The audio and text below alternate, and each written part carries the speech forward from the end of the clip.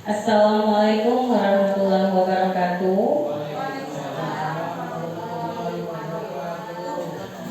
Terima kasih Ibu dan Bapak sudah berkesempatan hadir dalam kegiatan yang diadakan oleh Ibu Resta.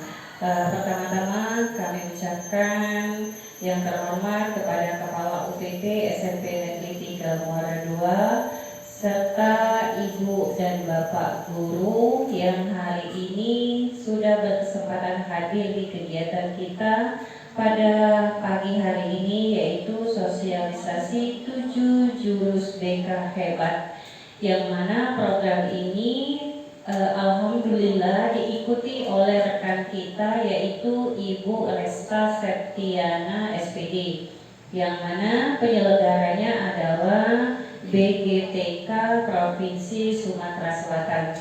Baik Ibu dan Bapak, untuk memulai kegiatan kita pada pagi hari ini, marilah bersama-sama kita melafazkan basmalah. Bismillahirrahmanirrahim.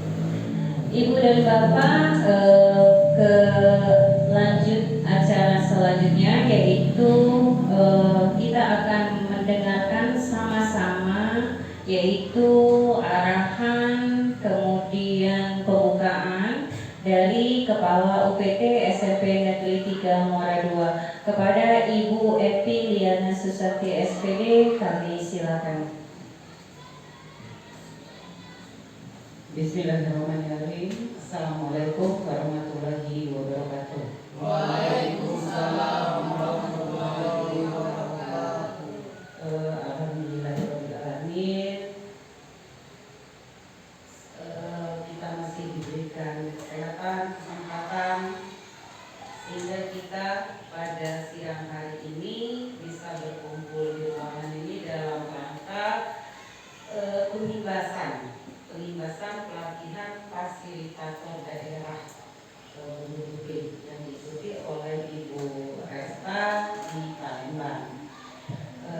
Saya berharap Bapak Ibu yang ada di ruangan ini bisa mengikuti acara ini sampai dengan selesai. Jadi Bapak Ibu perlu sedikit saya sampaikan, di bulan September selama 5 hari itu Bu Resta mengikuti pelatihan fasilitator daerah untuk guru BK, ya. Dan perlu juga diketahui tidak tiap sekolah itu. Jadi untuk Oku Selatan cuma berapa guru Bu Resta? 20 guru, ya 20 guru. Artinya tidak seluruh kesempatan itu di tiap sekolah ada. Jadi alhamdulillah salah satu sekolah kita dipilih untuk jadi fasilitator. Jadi karena sekarang ini memang lagi digalakkan ya program dari BGTK itu penanaman karakter fasilitator untuk beberapa aspek, ya, itu memang lagi program anak-anaknya BGTK. Ini saya baca sosialisasi 7 jurus BK hebat. Jadi serba 7 kebiasaan anak Indonesia hebat, sudah itu 7 jurus BK hebat. Nah, mudah-mudahan dengan Ibu Resta sudah mengikuti pelatihan selama 5 hari, itu anak-anak kita penerapannya di sekolah akan menjadi lebih baik, bisa diimbaskan untuk rekan sejawat, terus untuk anak-anak kita agar lebih tertib lagi. Kebiasaan-kebiasaan ini digabungkan dengan kebiasaan 7 anak Indonesia sehat, jadi tambah lengkap, ya. Jadi itu saja. Saya berharap acara ini berlangsung dengan lancar, aman dan tertib. Demikian, apabila ada kata-kata yang kurang berkenan, saya mohon maaf. Saya akhiri dengan billahi taufiq wal hidayah. Wassalamualaikum warahmatullahi wabarakatuh. Waalaikumsalam warahmatullahi wabarakatuh.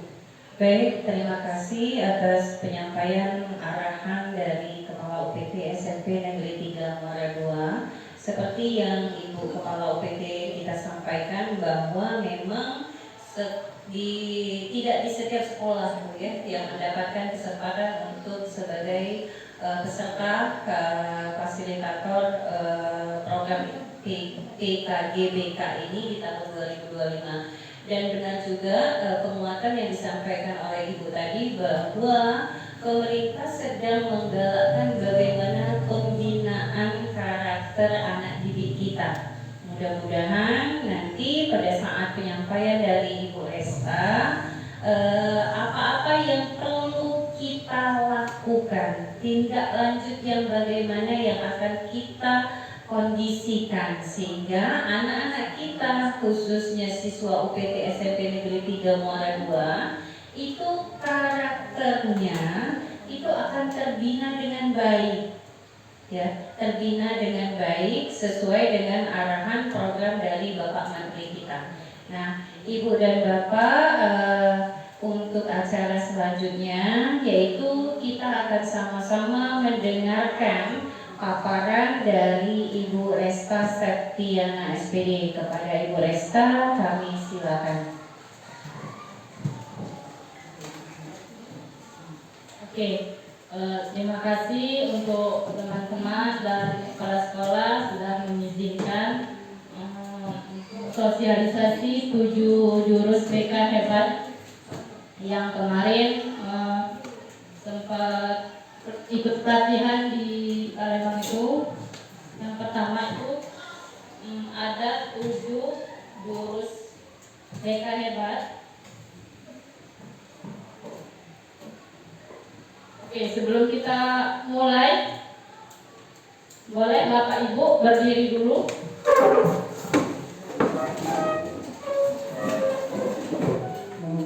Di sini ada 7 jurus BK hebat, boleh kita nyanyi bersama-sama dulu ya Bu ya.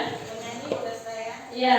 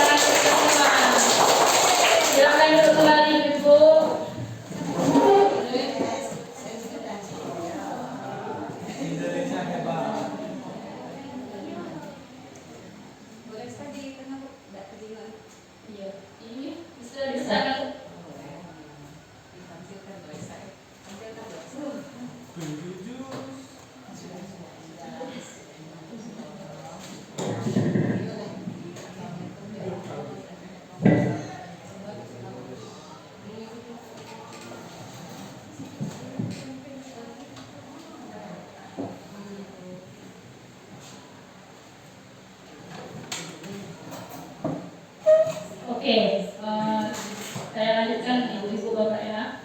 Di situ ada tujuan kegiatan sosialisasi. Yang pertama, menjelaskan tentang penggunaan aplikasi dari HP Aku Pintar. Oh iya, di grup di situ ada link nanti untuk mengetes kemampuan gaya belajar siswa di sekolah. Dan yang kedua, membangun kerjasama yang efektif antara guru BK dan guru mata pelajaran. Dan yang ketiga, menjelaskan model pembelajaran dengan pendekatan ARKA di dalam BK. Dan yang keempat, refleksi diri mengenai implementasi yang sudah dilakukan di kelas. Baik Bapak Ibu, kemarin saya mengambil dari 7 jurus yang itu saya mengambil 2 jurus. Yang pertama materi mengenai kenali potensi dan mengelola emosi dengan pendekatan pembelajaran BK dengan alur ARKA tadi ya Bapak Ibu. Dan selanjutnya akan nanti menanyakan video implementasi guru BK di kelas. Oke, sebelum berlanjut untuk jurus yang pertama itu saya kasih tahu dulu Bapak Ibu ya. Yang pertama itu kenali potensi, dia berbentuk seperti ini Bu ya. Di sini jadi ada asesmen minat dan bakat. Dan yang kedua itu kelola emosi. Di sini pembelajaran sosial emosional. Terus yang ketiga itu tumbuhkan resiliensi, daya rating. Dan keempat, jaga konsistensi, kebiasaan berkesadaran seperti itu. Dan yang kelima, jalin koneksi, komunikasi empatik. Dan jurus yang keenam itu bangun kolaborasi. Dan yang terakhir, menata situasi. Dari yang 7 jurus ini, boleh Bapak Ibu lihat, saya mengambil 2 jurus yang menurut saya bisa saya implementasikan kepada siswa. Yang pertama itu kenali potensi. Mungkin di sini lebih mudah karena ada aplikasi Aku Pintar itu tadi. Jadi tujuan itu menentukan arah hidup dan karir, meningkatkan rasa percaya diri, mengoptimalkan kelebihan dan memperbaiki kekurangan, menghadapi tantangan lebih baik dan menjadi pribadi yang lebih berkembang dan produktif. Di sini pengalaman saya mengimplementasikan kenali potensi kemarin, banyak anak-anak yang memang di situ setelah mengikuti asesmen dia baru mengetahui bahwa di asesmen itu dia mengetahui gaya belajarnya, yang visual seperti apa, yang auditori seperti apa, dan kinestetik juga seperti apa.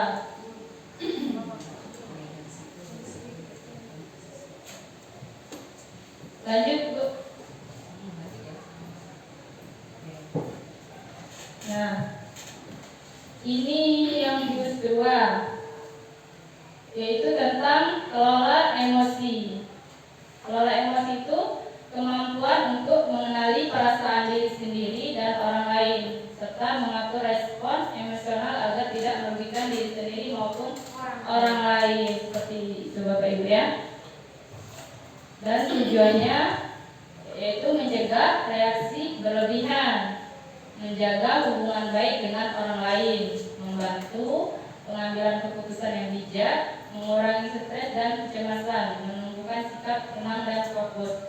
Mungkin yang dari jurus yang pertama tadi itu nanti bisa Ibu terapkan melalui asesmen Aku Pintar. Dan yang kedua itu kelola emosi. Kita sangat mudah sekali menemui siswa yang emosinya karena setiap hari itu berbeda-beda. Dan emosi yang perlu dikelola itu seperti marah, sedih, takut, gelisah, cemburu dan kecewa. Iya, cemburu ada, apalagi ini.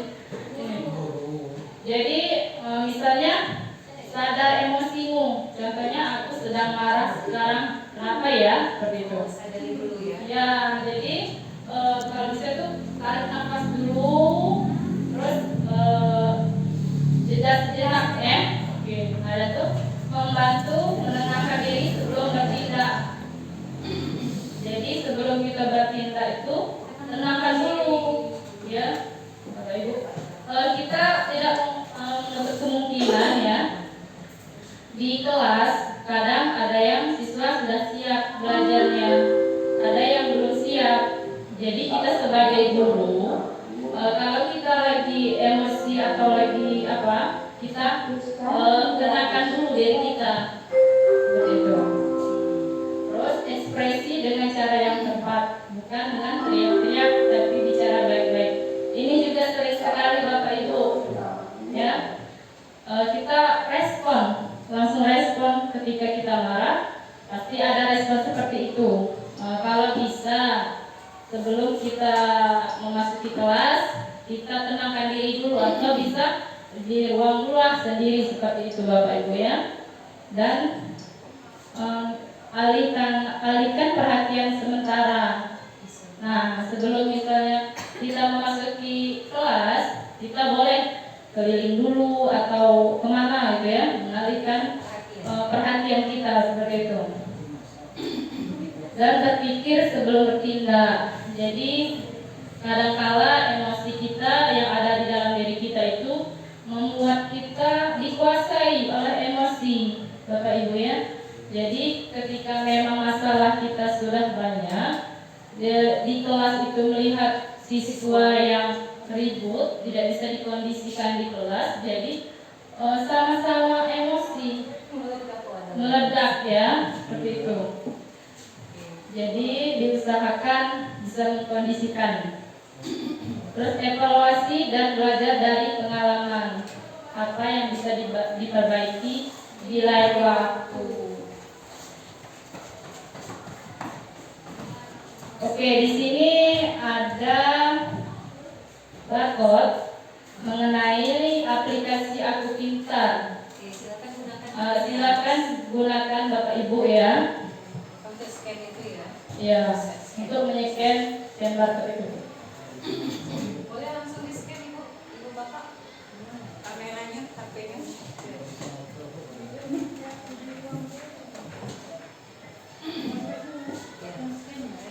Sudah ada Dede. Oke, nanti silakan Bapak Ibu.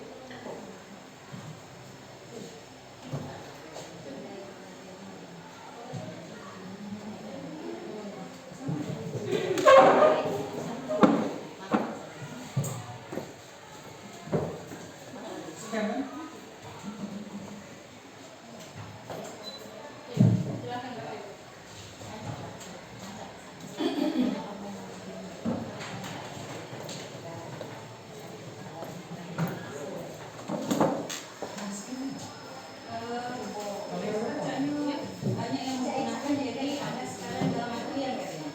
Oh, iya. Ada ya.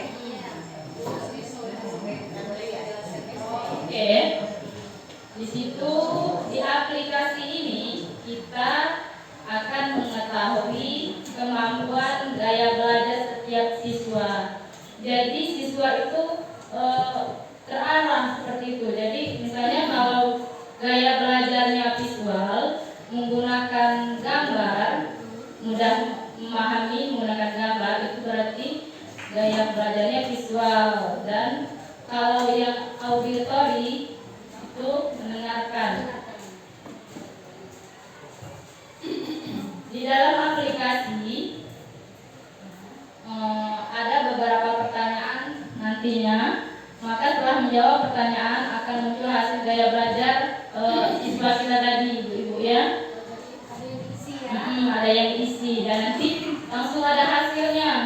Jadi siswa itu ada kemampuan tersendiri. Oh, berarti kemampuan aku ini gaya belajar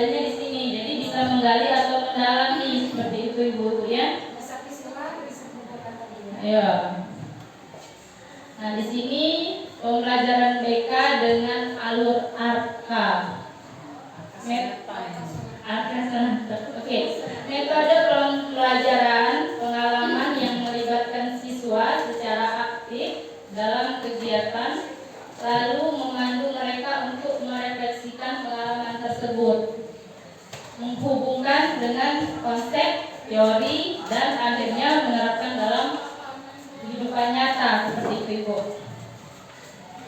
Pendekatan ini bertujuan untuk meningkatkan efektivitas pembelajaran dan keterlibatan siswa serta mengakomodasi berbagai gaya belajar. Apa itu singkatan dari apa itu?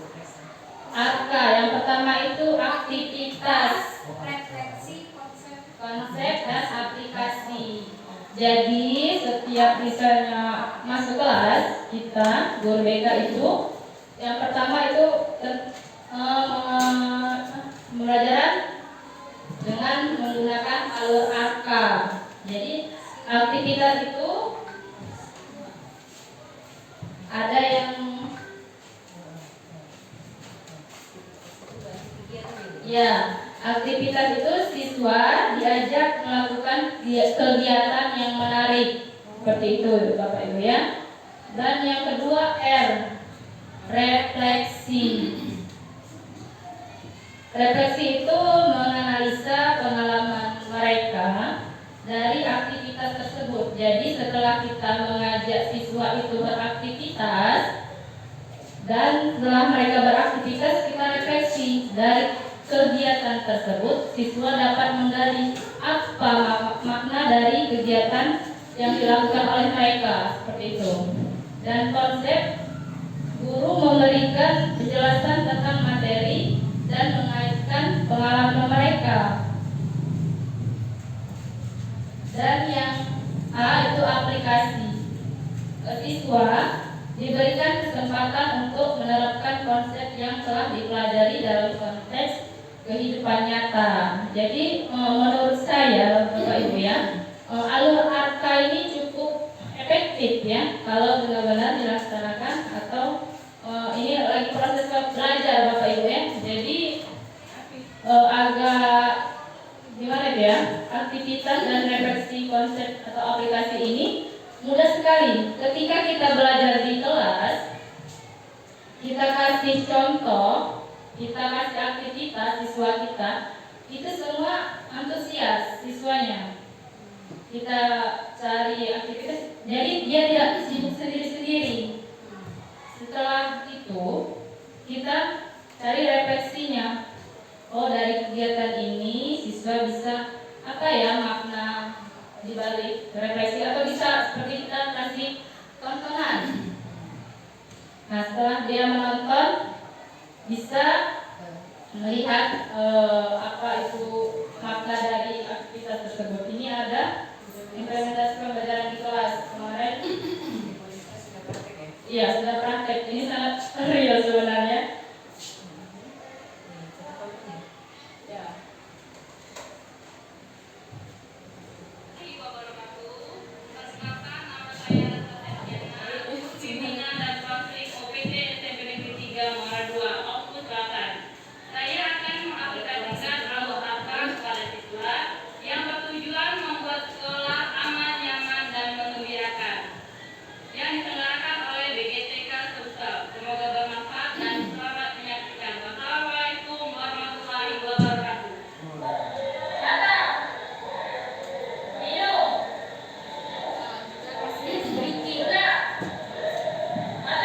Breaking, sebelum mulai pembelajaran boleh. Kemarin sudah bilang percobaan kemarin.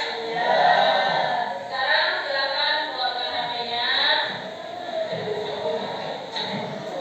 Itu ada link yang sudah dikirimkan grupnya. Ibu kasih waktu 10 menit ya. Silakan dikerjakan.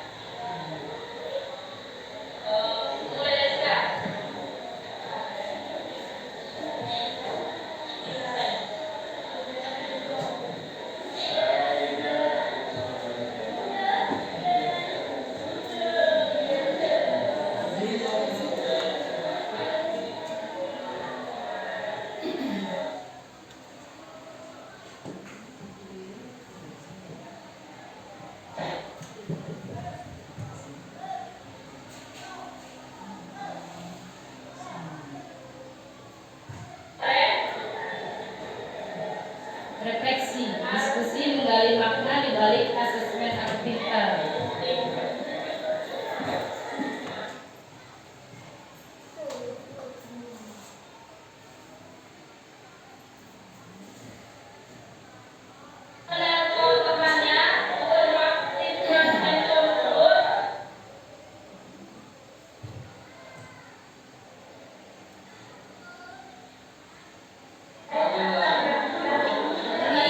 Konsep Bapak Ibu ya, di mana siswa itu mengetahui kecerdasan, majemuk dan daya belajar siswa.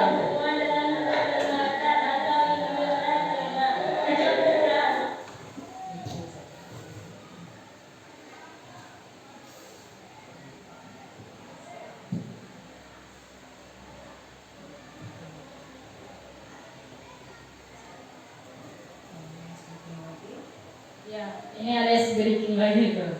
Ini aplikasi yang terakhir membuat siswa lebih terfokus dengan potensi diri dari gaya belajarnya dan jenjang karir masa depannya.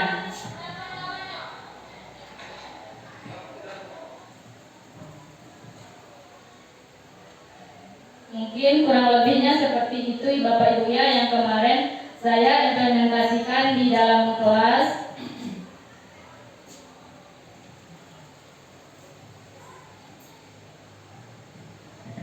Dan yang terakhir ini refleksi diri menggunakan alur STAR: situasi, tantangan, aksi, dan refleksi.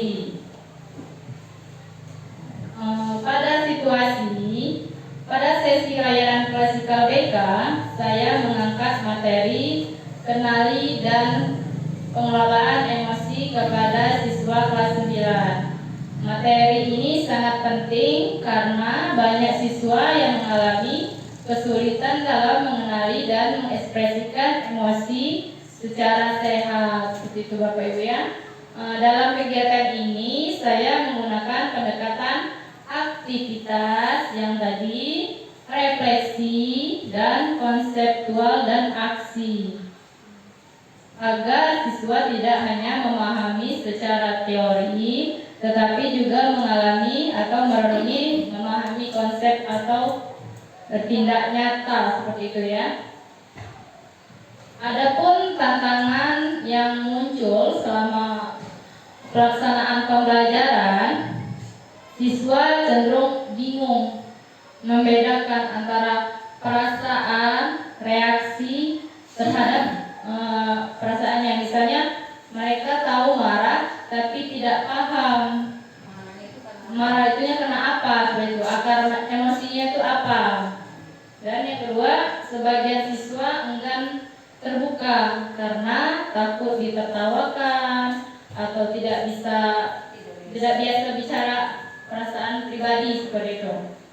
Dan keterbatasan waktu menyebabkan proses konseptualisasi tidak bisa dilakukan terlalu mendalam sebagai setiap kelompok. Dan tingkat pemahaman emosi siswa bervariasi Bapak Ibu ya. Sering kita temui di kelas-kelas, ada yang cepat paham, ada yang masih perlu penjelasan, yang setiap kali kita kasih informasi dia belum paham seperti itu.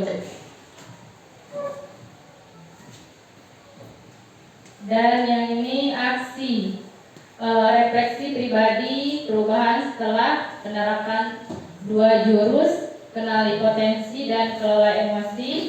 Setelah saya mencoba menerapkan 2 jurus dalam kehidupan sehari-hari, yaitu kenali potensi dan kelola emosi, saya mulai menyadari adanya beberapa perubahan positif dalam diri saya, baik cara saya berpikir maupun bersikap, seperti itu Bapak Ibu. Dan yang terakhir itu refleksi. Metode ini sangat efektif membangun kesadaran emosional siswa karena mereka mengalami langsung atau merenungi lalu memahami konsep sebelum dan saya menyadari bahwa pentingnya membangun kepercayaan di awal sesi sangat menentukan keberhasilan refleksi dan keterbukaan siswa. Seperti itu. Kedepannya saya ingin memperkuat kerjasama dengan wali kelas, guru mapel agar membentuk keterampilan emosi menjadi bagian dari budaya sekolah. Seperti itu.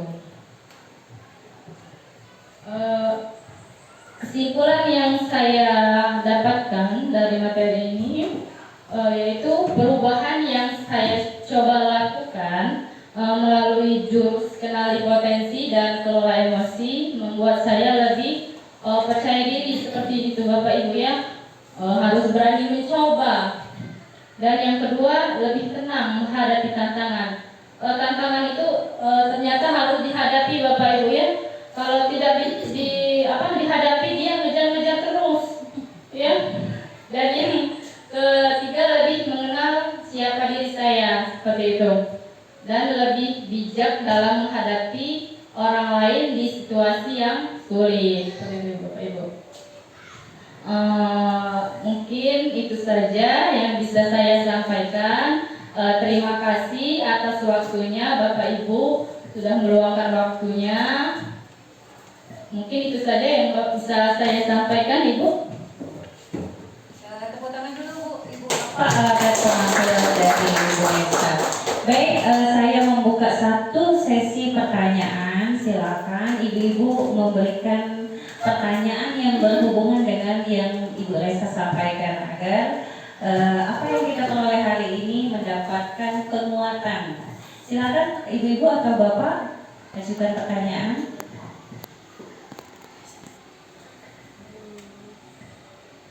Karena ternyata materinya bagus sekali, mengenali potensi diri dan bagaimana mengelola emosi. Mem Temi, silakan Mem Temi sini.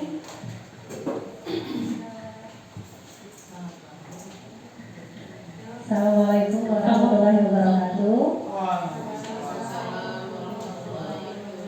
Nah, Ibu Resta, ini kebetulan tadi baru minggu ini saya punya seorang siswa yang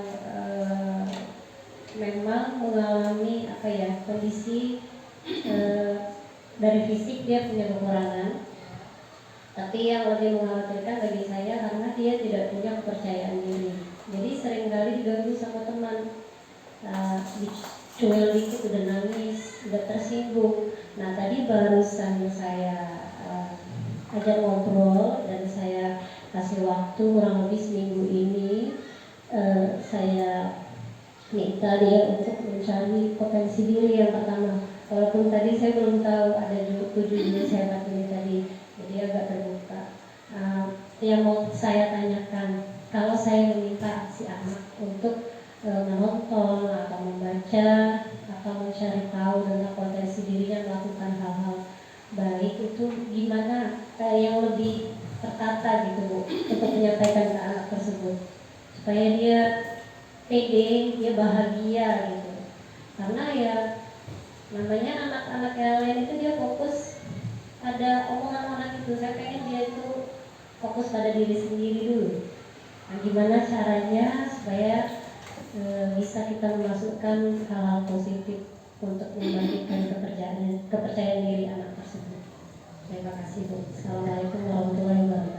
Waalaikumsalam warahmatullahi wabarakatuh. Masya Allah sekali. Ibu Temi ini adalah sebagai wali kelas dan tadi baru saja menghadapi kendala tentang anak didiknya ya Bu ya. Bu Nesta silakan. Ini tentang bagaimana memunculkan kepercayaan diri si siswa itu yang memang anak itu memiliki kekurangan. Seperti itu Bu Nesta. Sedikit menjelaskan, menurut saya Ibu ya, kalau kepercayaan diri itu kan dari dalam diri. Jadi kalau menurut saya lingkungannya dulu, bentuk lingkungannya yang baik dulu, terus dengan orang tua itu terus diarahkan. Jadi siswa itu percaya dengan diri dia. Misalkan kalau lingkungan lingkungannya sudah baik, misalnya di lingkungannya suka belajar atau teman-temannya suka positif, kegiatan yang positif, dia berani untuk melakukan hal yang positif juga seperti itu. Mungkin ada yang lain menurut Ibu?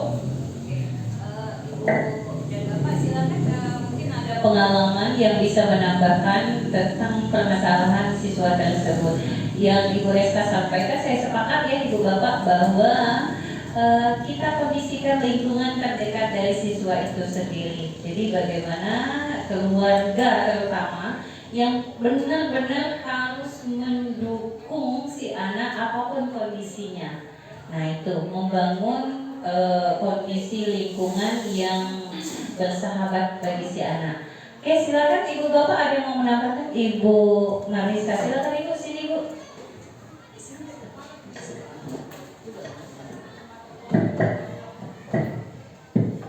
Baik, Assalamualaikum warahmatullahi wabarakatuh. Waalaikumsalam warahmatullahi wabarakatuh. Izin Ibu Bapak dan juga Ibu narasumber, yang materi yang disampaikan oleh Ibu Resta hari ini tentu sangat bermanfaat bagi kita semua untuk diterapkan di anak-anak didik kita. Yang disampaikan oleh Mentemi itu sebenarnya bisa banget pakai dua jurus yang disampaikan Bu Resta. Yang pertama, kenali potensi. Kita semua pasti punya kekurangan. Ajak anak itu untuk meyakinkan diri bahwa kita lahir dengan kelebihan dan kekurangan yang ada pada diri. Yang kedua, kelola emosi.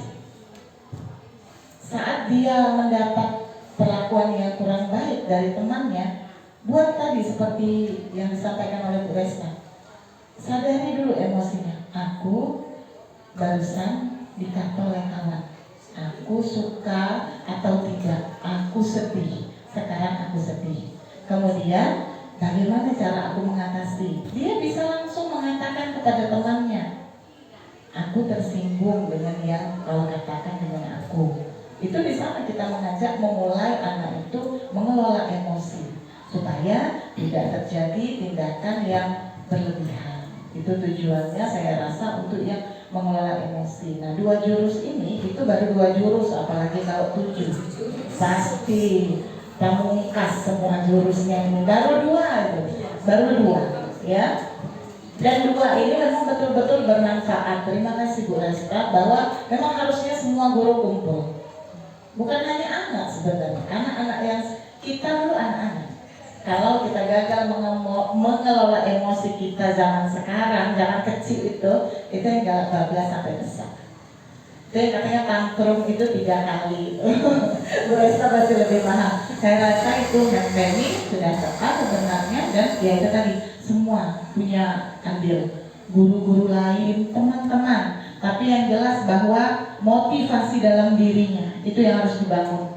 Kalau motivasi ekstrinsik sulit, tapi kalau dia dari dalam diri dia, insya Allah apapun hal rintang mudah mereka atasi. Itu saja.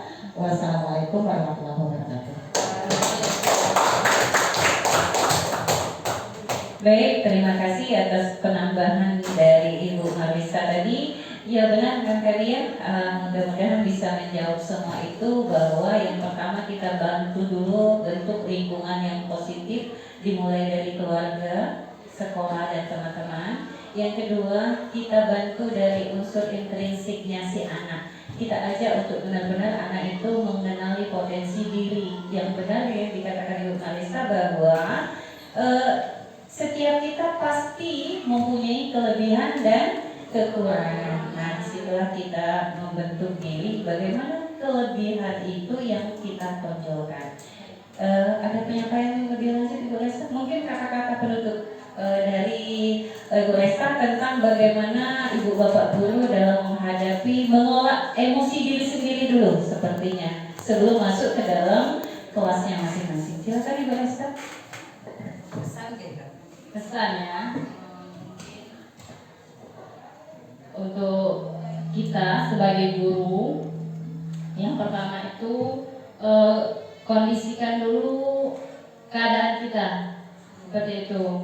Jadi memang perasaan kita itu setiap hari berubah-berubah. Jangankan siswa, kita saja mengalami seperti itu Bapak Ibu. Jadi untuk menurut saya itu lebih siapkan lagi diri, lebih fokuskan lagi, dan lebih tenangkan diri lagi. Mungkin itu saja Bapak Ibu. Terima kasih Ibu Resta Septiana. Baik Ibu Bapak, setelah kalimat kesan dari Bu Esta tadi, alhamdulillah selesailah sudah kegiatan sosialisasi ini. Terima kasih atas waktunya. Mohon maaf apabila ada kekurangan dan kesalahan. Kita akhiri sama-sama kegiatan ini dengan melafazkan hamdalah. Alhamdulillahirabbil alamin. Saya akhiri billahi taufiq wal hidayah. Wassalamualaikum